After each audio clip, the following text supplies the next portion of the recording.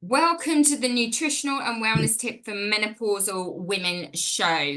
I'm Michelle, a life designer coach, nutritional therapist, leader in run fitness, health enthusiast, and a mum of two, entrepreneur, and the host of this wonderful show. Through this podcast, I bring wisdom and experiences from inspirational people, holistic well-being partners, and from my own life journey, because I truly want to unravel the complexities and support you around the globe to elevate your health and well-being. Together, we can open opportunities to live the life you want to lead and feel empowered to fly to great heights to achieve your dreams. Now, I am super excited because this week I'm talking to Andy Nguyen, who has not only just completed the London Marathon in an epic time, he has also been previous chairman for the local running club and men's captain, and he also works full-time. But I'm not going to reveal any more about Andy and his life journey so far, because it's with great pleasure to welcome Andy and opening our minds to some top life lessons that he has learned along the way. So with a great round of applause, woo, welcome Andy. Hi, Michelle. Thank you. Thanks for asking me. So just to kick off, tell us a bit more about yourself, about your journey, what's been kind of significant. Okay, so yeah, I was born and bred in Hemel and lived in Hemel all my life, and I did a few cross countries at school, but not much. I was always into most sports really. Just sort of football, basketball, cricket I played at school, and I would sort of turn my hand to most sports, I would say.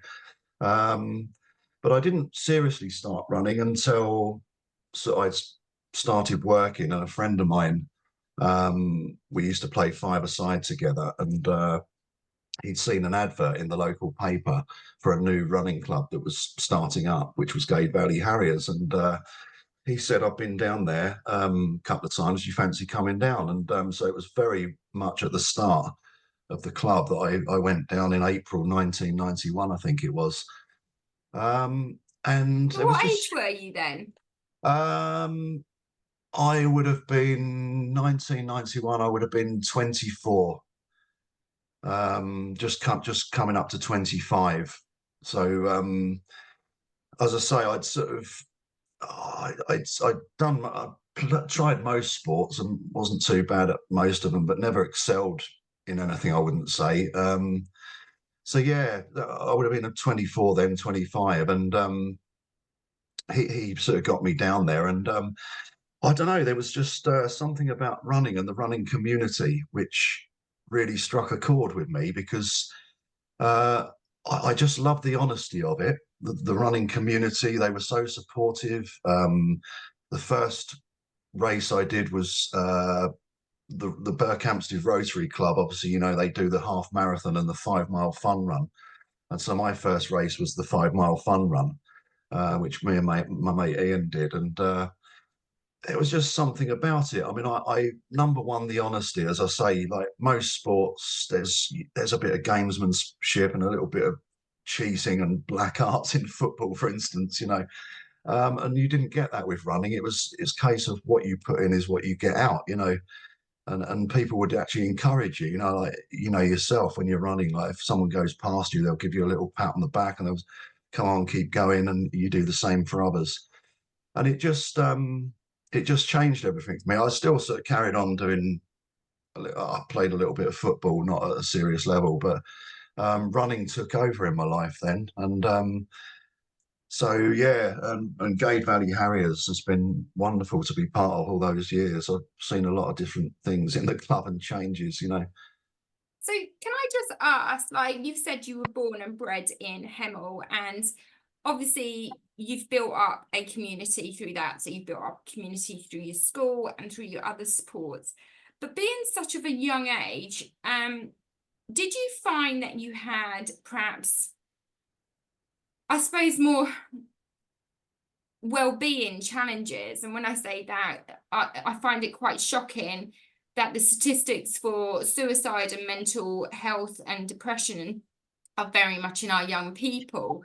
And perhaps going back to when you joined the club, that wasn't, you know, as visible as it is now. But did you find that throughout life and in your 20s that actually running just gave you that freedom, that mental capacity and space? And do you think that may have helped shaped, you know, Yeah, some of the decisions that you then went on to do and follow in your life? absolutely, yes. I mean, you've hit on quite a pertinent point there for me in particular, because I, I um I was very shy as a young man, like, you know, teenager, and uh didn't really have a lot of self-confidence.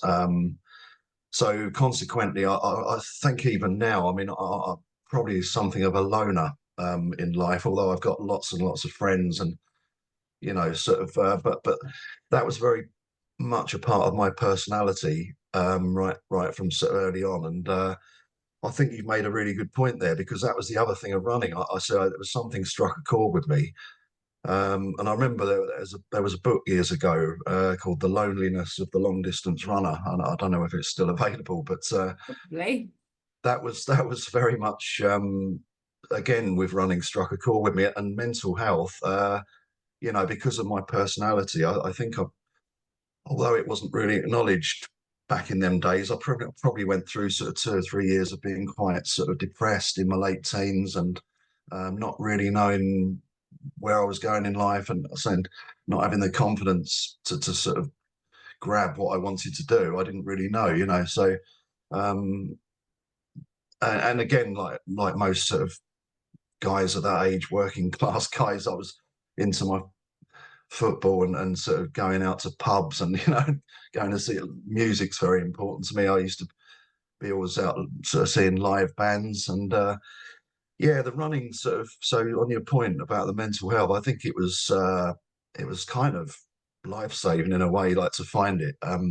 It really is good for you, sort of, in that way. Um, you know, sort of the endorphin rush you get from sort of, you know, doing a run, and it became a little bit sort of like a bit obsessive, I suppose. Like, you must get that as a runner as well, you know, understand that, you know.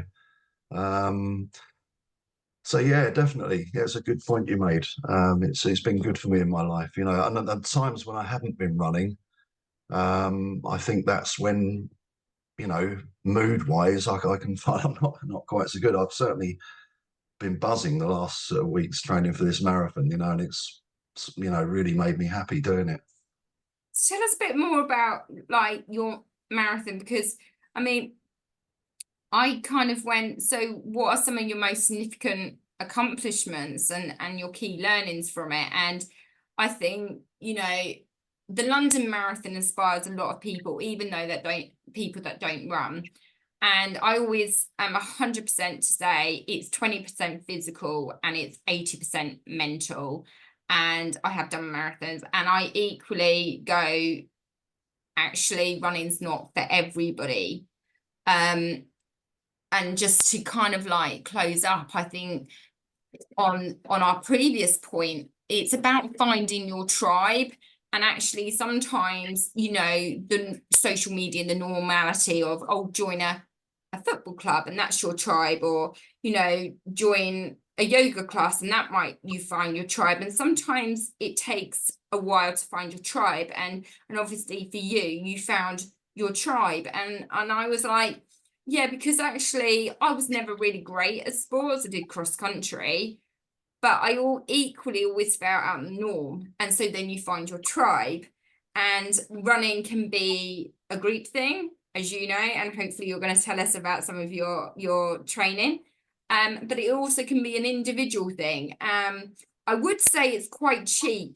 However, the amount of number of shoes that I have, which are more trainers than anything else, I kind of like go, oh, I'll say that word with caution.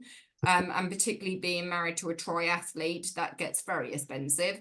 Um, so, but yeah, just to home in, I think, you know, running is something you can do individually, and it can be a group thing. We find a tribe. So tell us about some of your accomplishments. And, you know, was this your first marathon that you've just done? Was it, you know, last marathon are you gonna what's been your running journey and what's been most Um, significant? um, so yeah, going back to when I joined the club when it formed, I didn't really sort of give too much thought to anything behind it. It was just, and it was cheap in them days. You just used to sling any clothes on, and you had to buy your shoes, and that was it.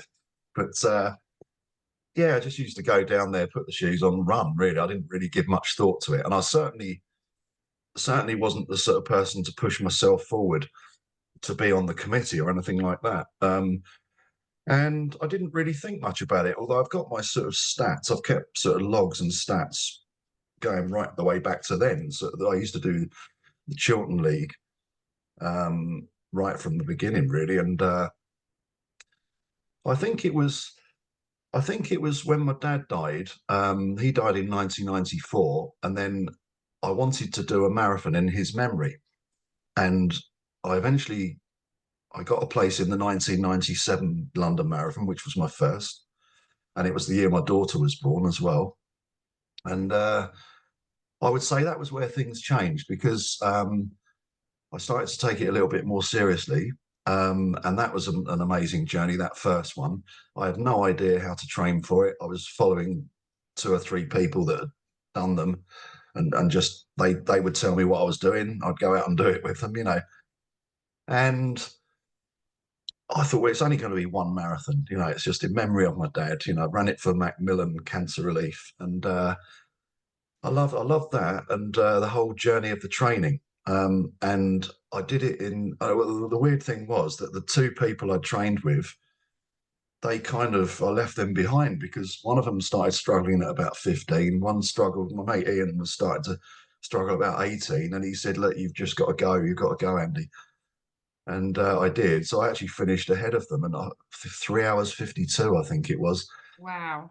And so then, like a lot of us in the running community, I got a little bit obsessed by marathons then, and I ended up doing five more Londons, and like between then and I think 2007, 10 years later, was my PB, which was 3 hours 35.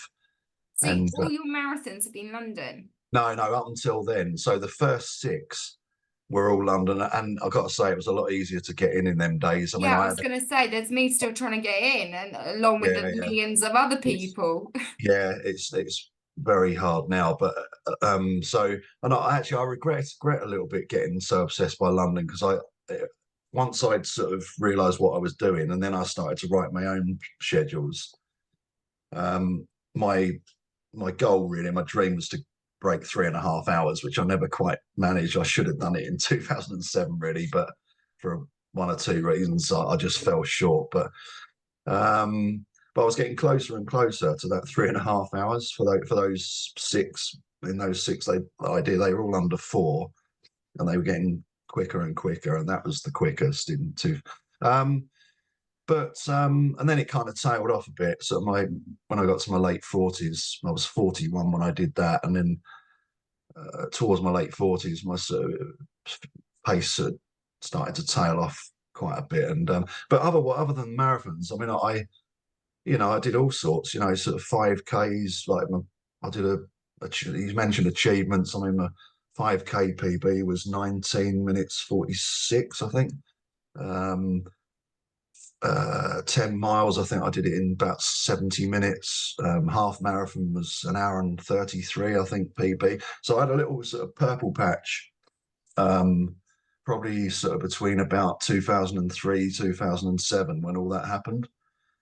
And then I still did other marathons. That was my 14th on Sunday, just gone, but 8th London. But I started to do other marathons as well. I did Kilda Marathon, which was all off road. Nottingham, Abingdon, Blackpool, Bournemouth. I think they were the other ones, but they were sort of slower. They were still sort of not too bad, but 4 hours 20 or something. Unfortunately, it's one of those things. It's scientifically proven as you get older, you will become slower. So, Yeah, absolutely. And I think you have to readjust your sort of motives for doing it, and also your goals, really, because you have to accept that life waits for no man or woman. Time catches up with you. So I mean, bringing it up to date with this one, this was a very different challenge for me, and in many ways it was just one of the best memories because of what I've come through to do it. I've been trying. What was I some did of the challenges you've experienced then for this just one? just just my body falling apart basically. Could I get through it really? I mean, the thing was, I think the last marathon I did was 2017, possibly Gloucester. I forgot that one. I did Gloucester as well, and I hadn't sort of done much running at all since then. I started to get problems with my back, and my left hip was really sore. Even sort of, and when we went through COVID, obviously, and coming out the other side of that, I hadn't really done a lot, and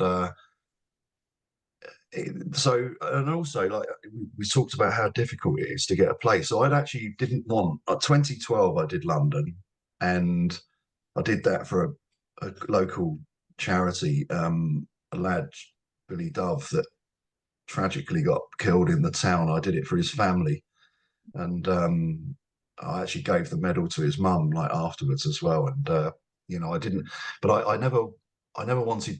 I wanted to do one more London basically, and that's what I've said all through this training. This is my farewell to London kind of thing. I just wanted to do it and take it all in, because some of those early ones, when I was going for a time, it was all focus and head down, and you don't necessarily take everything in.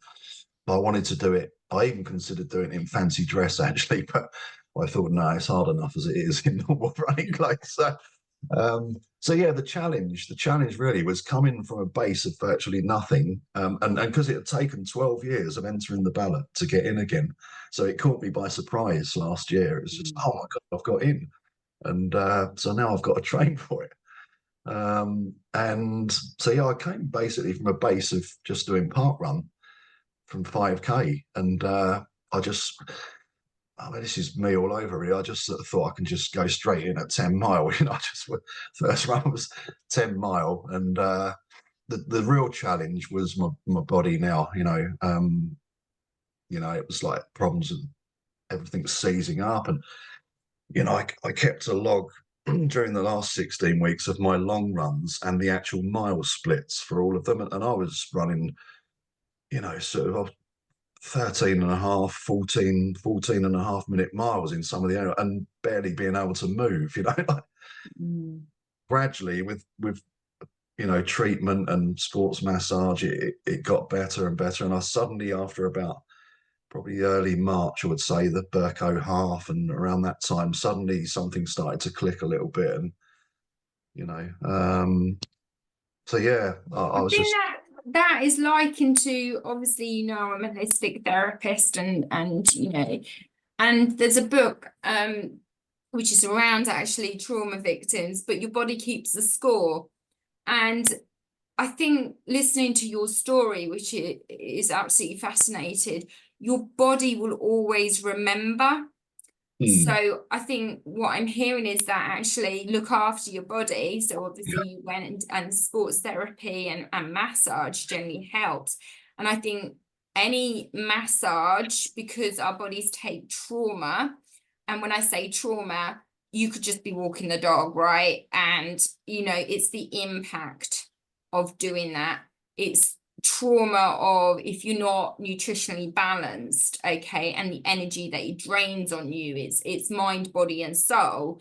And actually to have that release from a sort of more physical touch does really help. Now, in a sporting world, it does prevent injury, it does release those knots and releasing toxins, because whatever we do, whether or not it's a night out, okay, or just physical activity, swimming, running, or just life, toxins will get into your muscles and into your body. That then doesn't make you feel better, and then obviously you need to release that. So I think that's kind of what I'm really hearing, is that actually it's great that you started off and everything, but you do need to look after your body to achieve, yeah, particularly in a later life, more of those goals, and that goals can be anything, you still need to think about your body holistically, not just physically, when you're certainly wanting to reach a goal. Yeah, definitely, I'd agree with that 100%. I mean, and I've not always been the best at doing that. I tend to just sort of I go out and do it, and I just don't really think too much about it in the past. But certainly, I've had to look after myself these 16 weeks because I just wouldn't have done it without doing that. And I took on board. I went and saw a chiropractor a couple of times, and I've had sort of sports massage 3 times, and I took on board all the advice. So one of the main things, and it seems like the most basic of things, is drinking water every day. I mean, I've just never been very good at it because I just find it a bit bland drinking water. But I've taken that on board. I've been drinking my 2.5 liters a day, and as the chiropractor said to me, it's not just the day before you run; it's every day because that actually is what's. And I realised sort of early on in sort of the treatment and the massage that actually my problems were all muscular rather than actually I thought they were, my hip and my back, but a lot of it was muscular. And I was told sort of, the water actually helps with the recovery and helps your muscles repair. So the most basic of things, but I've actually sort of got much better at drinking water every day, taking a few supplements like turmeric, vitamin B12. I was recommended that. So I have really paid attention to that, and it seems crazy at this late stage in my life to have just sort of kind of realised how important that is. But my mindset was always, well, I just get on with it, just do it, kind of thing, and not necessarily look after myself well enough. I think from what I'm hearing, I'm assuming, and I should never assume, but you will continue doing that because you Yeah, find the benefit of it. I yeah, I suppose, will. Yeah. what did you find out of your whole 16-week training plan the most, I suppose, supportive element? Because everybody can download a plan, right? Yeah, And everybody can go, right, let's have a quick look on Google. Yeah, I'll do this, this, and this. yeah. But really, you've done many marathons. So what really was the most supportive thing for you? Um, well, I mean, I was always going to do it because, again, I'm quite sort of bloody minded like that. I just like, I needed to prove to myself I could still do a marathon at the age I'm at now. And I think also, if I'm honest, there were 1 or 2 people I know that probably doubted I was going to stick at it and do it. And so I had to prove it to them as well. But in terms of support, it's just the running club, Gade Valley Harriers, and other people as well. I've got some friends at Decorum Athletic Club, and a wider set of friends outside of running. But Gade Valley Harriers, I mean, I actually got quite emotional sort of with the support I've had from them because obviously I've been posting stuff on Strava, which I haven't done for years because I haven't really been doing anything. And just the comments I've had, the love really from a lot of the Gade Valley members, just sort of giving me so much encouragement. So that's where I got most of my support from. And you mentioned the word tribe earlier on, so I've got to give a massive shout out to my little tribe, my little training group, which was Ange Cotterill, Jen Brown, Anthony Fogden, and also Rachel Haffenden, because she actually didn't have a place. She was on the reserve list for the club place for the marathon, so she did the training up until a certain point, like when we got to about 15 miles, I think. So them, I've got to give a massive shout out to them people because we've and I've made friends. And I've known Ange for 10 years, but I didn't know Jen, Anthony, or Rachel so well. So we're friends now, all of us. So yeah, that was where the support came from, really. I think that's beautiful because certainly mindset is, and as I said, it's 80% mindset. So you were determined. And then I think it's the love, the community, that actually then fuels that mindset, fuels your passion to do something from the heart. And I think that's, you can apply that to anything. I think that's, you know, any walk that you are doing in life, it is really, really homing in on your mindset, and your self-belief and your self-worth. And then when you start looking at your self-belief and knowing, you go, yeah, actually, I'm going to do this, to then fuel that fire, you look around for that community support. And I just wanted to kind of go, you did that, and we've talked about that for your current epic, you know, marathon, but I just wanted to kind of digress from that, because you actually became men's captain committee, head of the committee, for essentially, you started in your 20s for, oh yeah, let's go and give it a try. And then how did you get into that? How did you then grow from that? Because Yeah. actually what I'm hearing is it's the mindset, the support, the love, and the community, but you also gave back.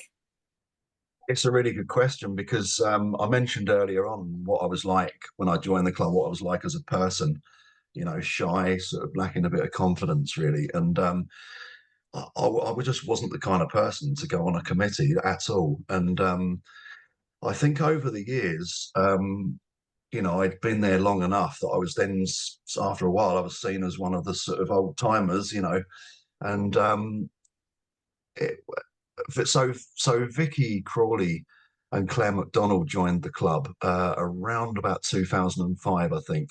And although we didn't have an official group structure, um, I would say it was kind of unspoken. It was unofficial groups, you know. And I would say that the group I'd found myself leading was what would have been group two back then. So I was kind of seen as the go-to person for group two. If anyone joined the club, and you know, I would take them out. I'd say like, "This is what we're doing tonight." And I think that's when things started to change. I mean, my confidence had certainly grown in myself by then, and I was happy sort of leading a group of people. And it just spiraled from there, really, because John Roberts was the men's captain then, and I got a call from Vicky when I was on holiday one time. I was away with my children, and Vicky called me up and said, and because I wasn't on the committee at this point, she joined as social secretary, and Claire had joined as ladies captain. So I got a call from Vicky, who's a very good friend, and she said, "Oh, John's stepping down as men's captain. We think you'd be a great replacement." And I, oh God, really? You know, uh, so I said, "Well, look, let me have a think about it." And I didn't think for too long. I thought, do you know what? I really fancy that, because I say I'd become more confident in myself and the ability, and I think I knew people sort of warmed to me quite a lot. And you know, I think I'm not the quickest runner in the club. I wasn't then. I was in group two, but I think I just somehow had a way of getting people to respond to me, and you know, so that was 5 years as men's captain, and we had a very successful time. You know, it was actually when we got promoted from the Chiltern League Division Two to Division One, and we went up and down a couple of times, but now we've sort of managed to stay there for a while. Um, and we start, I would say, like, especially between myself, Vicky, and Claire, we trained together. You know, we did our long runs at the weekend together, and we used to talk a lot about all kinds of stuff, but a lot about the club and what we could do to sort of, you know, improve things. Um, and it grew from there, really. So Paul Mosley, another good friend of mine, he was chair for 12 years, and we served under his sort of committee, like, through those years. And Paul was always very supportive of everything we were trying to do. And it came to the point where Paul wanted to step aside as well. And it was Vicky again said, you know, that's you. You're in chair, like, you should be the chairman. And I didn't have too. I mean, I sort of we had a vote on it, sort of between myself and Vince. We both stood, which I think was, you know, it was a good way. It was the right way to do things, rather than just say, right, someone getting picked. It's the proper way to do things. And I got voted in as chairman, and that was probably 5 years again. But I think it's probably one of the most fulfilling things in my life doing that. It just, if you go back to that 24-year-old kid that joined the club, never, and Paul said this to me, do you think you were always destined to be chair?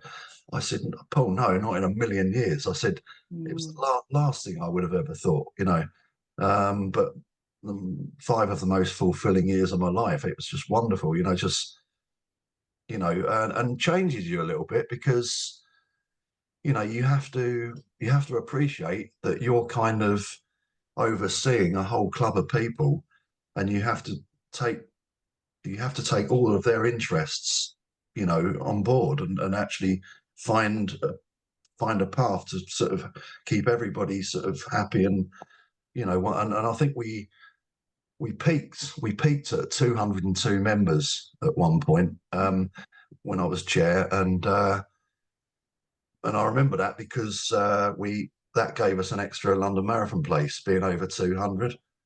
So I always remember that. It was quite a significant moment. I don't think there's ever been a higher membership number, and it's dropped off a bit again now since COVID. But so yeah, that's my memories of that, Michelle. It's just very fulfilling, and So I mean, it's a wonderful journey to hear, because we've gone from, somebody, male or female, being very much, I suppose, mumbling through life, as I kind of call it. When I was in my 20s, you wanted to be anybody, successful and change the world. But I never really felt like it was slotted anywhere. And then you found something you can do on your own, and you then found a passion. And I think that's important, because everybody should have a passion, because I think that's one of the key learnings for living a long life. And from that, you made great friends, you found support, you then grew, and then that love, you can see it when you talk, the love of what you've achieved, you then wanted to give back, and then you gave back through the committee by increasing that community and the support and the love to others.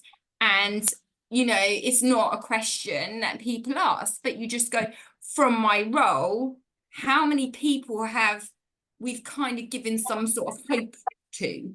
And I think when you are playing a significant role within a community, it's not just the running community, but you play a significant role within your local community, because you are that figure, that you're actually giving people hope. And I think that's where the well-being is. Somebody who may not want to run can look at your story and just go, actually, what can I take from that, and perhaps use and utilize to find my tribe, and to find my goals, my passion, and my community. And I think that's absolutely beautiful. And I suppose really, just before we kind of wrap up, I've obviously only known you for a short period of time compared to some others, but I had noticed that, you said you had a love of music, and you also travel a lot. And I kind of just wanted to briefly touch on that with your travels and sort of like that. Did that have any inspiration that you've applied to running, or to your own life, that you just go, actually, it's opened your mind, or looked at opportunities?